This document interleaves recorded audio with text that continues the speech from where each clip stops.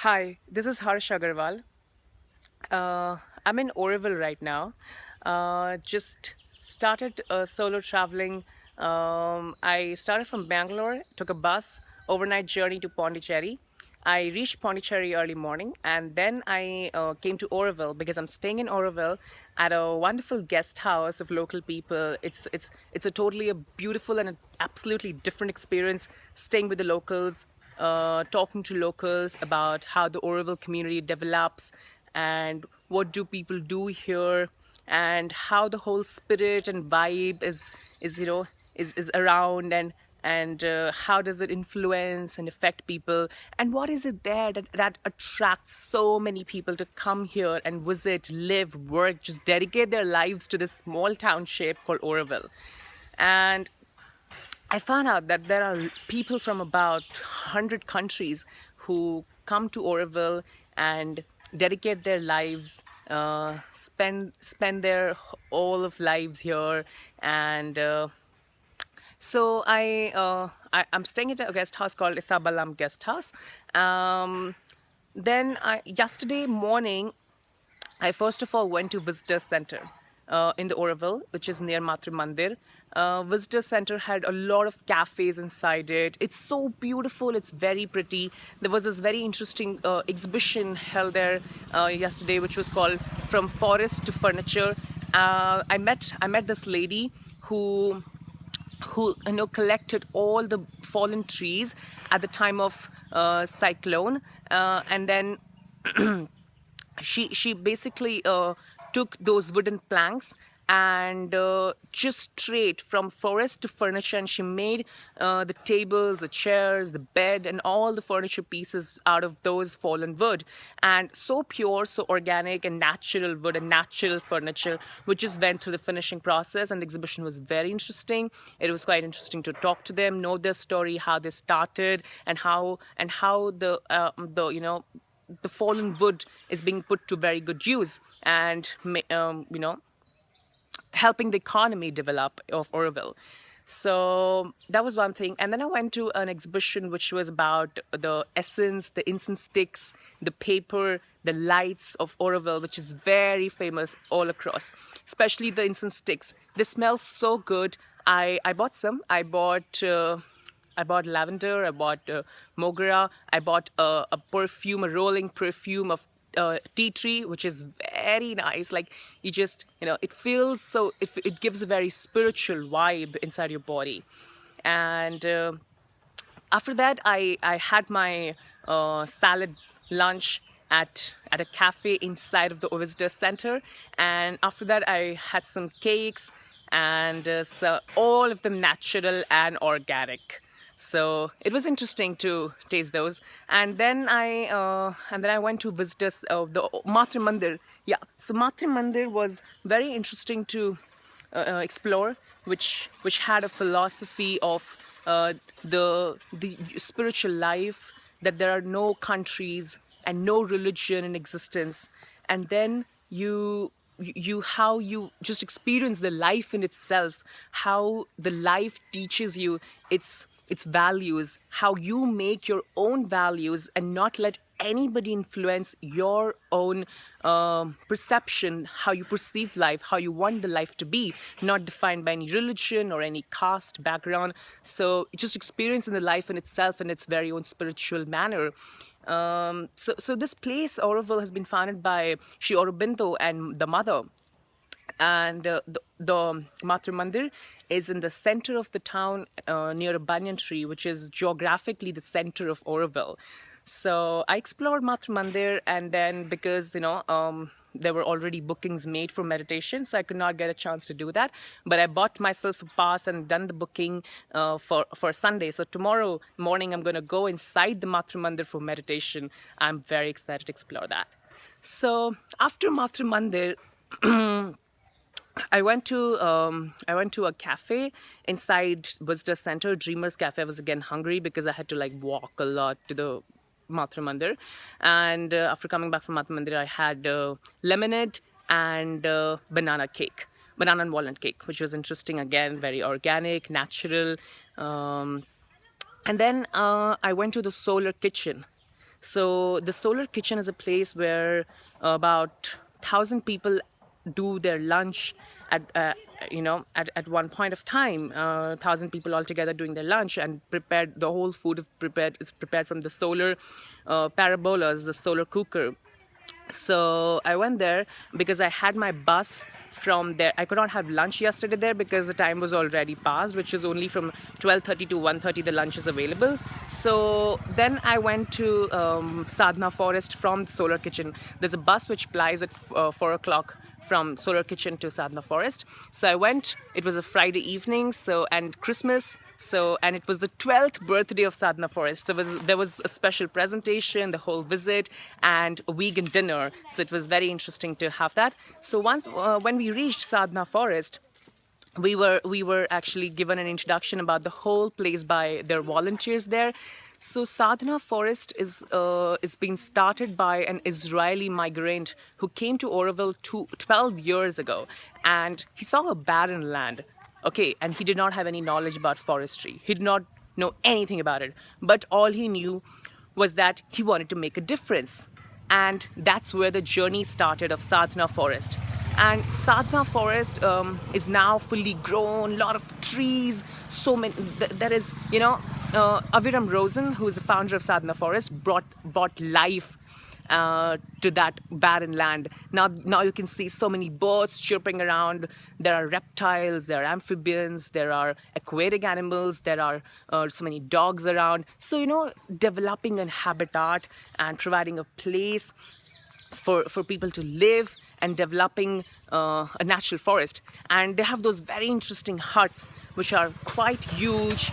And the huts, we went inside one of the huts and sat there. So we were given an introduction about the whole place. Then we went around the whole forest and visited it. Its specific centers, like we went to the children's center, which was basically on the philosophy of unschooling. The local children from local community, they come there, and then they're just they're just let them be, and they can do anything they want. They basically believe in the philosophy of initiation from the students, and so these students are left on their own to initiate, to come up with their own creations, their own creativity. They decide, they build what they want to study, what they want to learn. They go around, they cook, they plant trees, they make soap. So it's very interesting to see how the whole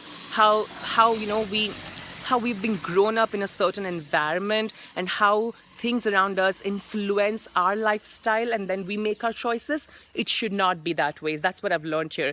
So how should it be? That you just should be left on your own. You make your own values, you come up with your own lifestyle, and build your own life in a very interesting, creative manner. So we went around the forest, we saw how the dry composting works, we saw how the dry toilets work, and how they save a lot of water, the complete water conservation system, and how it is all natural, how it is all self-sufficient, it's self-sustainable. So a very interesting example, the way they plant their trees. So how important it is to just water the roots. Roots is where plants need the most water. So, like, for example, I give you humans, if you want to drink water, you just don't put the water all over your head, and like whatever could seep through your mouth, you will just get that. No, but you drink through your mouth, so you get the water where you need the most. So that's how they plant. When they plant a tree, they attach a bottle to it, and which then helps in watering the roots the most. And in that case, later on, the water does not even evaporate, so it's not wasted, and all of the water which is required in the roots is going there. So how you do later on, it is very self-sufficient and leads to more regeneration. And so they planted around 300,000 trees initially, and then which led to the regeneration, like the natural regeneration of 2,000 more trees. Damn interesting. It was mind-blowing. It was beautiful. I'm going to block some pictures of it. Then we saw how the kitchen works in the forest, the kitchen in the Sadhana Forest. Everything natural. The whole kitchen is a vegan kitchen. They only have vegan food there. So all the meals are vegan, breakfast, snacks, anything, just vegan. So, which because they believe in the philosophy of ahimsa, non-violence, and it's interesting to see the whole story that they told me, which was it was quite similar to the angle that one of the speakers at TEDx Bhilwara gave talk about, and it's very interesting to see how the ideas are blooming across, and people are sharing, collaborating, and working on the same philosophies, and doing the replica is very important in today's age. So after that, we saw how the cool kitchen is working. They have this special wood fire, which is all the woods are the not the ones that are like you cut them out of trees, but or the fallen ones, the wasted ones, and very less of them are utilized. So like less inputs, more output, more efficiency, more productivity, and more ecological environment, protecting the habitat. So that was one thing. And then we had a Christmas celebration. There was a performance done later in the evening by some local artists, and it was a dance. It was a local dance from Tamil Nadu. Then we had vegan meal. Everyone together, just talking, networking, getting to know each other, exchanging business cards, planning for collaboration, hoping to come back to Auroville to contribute here, and how they can make a difference in people's lives. So then I came back to Auroville in the town, and it was quite late in the evening, so I just went back to my guest house and spent some time talking and sharing my experience with my family over the phone, and was just sorting out all the photos that I had in my roll, the camera. So yeah, and then in the morning today's the second day solo traveling. I started with Ganesh Bakery. It is a small bakery which is near my guest house. This is a very nice chocolate cake and very, very good coffee, an organic natural coffee. So I went there, had my coffee and chocolate cake. Then I took a bicycle from the guest house, and I've been riding around so far. That's what I'm doing. I'm just riding the bicycle around the Auroville town on the sand roads and exploring, trying to hear the nature speak, the trees speak, the birds chirping. What are they trying to say? The message they're conveying. Like, you just talk to nature, just be in this whole environment, in this whole peaceful, very tranquil environment, which allows contemplation, which allows diving deep into yourself and reaching the self-realization and knowing what you're here on this earth for, because it changes your perspective. It changes how you live. It gives you a spiritual vibe. It tells you that the philosophy on which Auroville township is getting developed is that it's not about earning just money. Nobody comes here to earn the money. You're here to serve the society. You're here to make the world a better place, and that's because it's spiritual. That's because you connect with your soul. You connect with the real purpose of life, what you're here on this earth for, and yeah. So what I'm gonna do now is I'm gonna go home, to go back to the guest house, get ready, and then I'll be going to Solitude Farm. It's an organic farm, and I'm gonna get an overview of how the way farm works, how they do their organic farming, what are their ways, the food that is prepared there, how it is done. And so I'm very excited to explore all of that. And after that, I plan to go to Solar Kitchen for my lunch, which I could not have yesterday because of time constraints. So I'm gonna go there, have lunch, and then post lunch head to Pondicherry, which will be another interesting journey. I'm very excited to explore the French quarters and see the architecture, those yellow walls with those brown windows, and just flowers hanging around. Oh my God, I cannot wait to reach there. So stay tuned for more blogging. Yeah, thank you.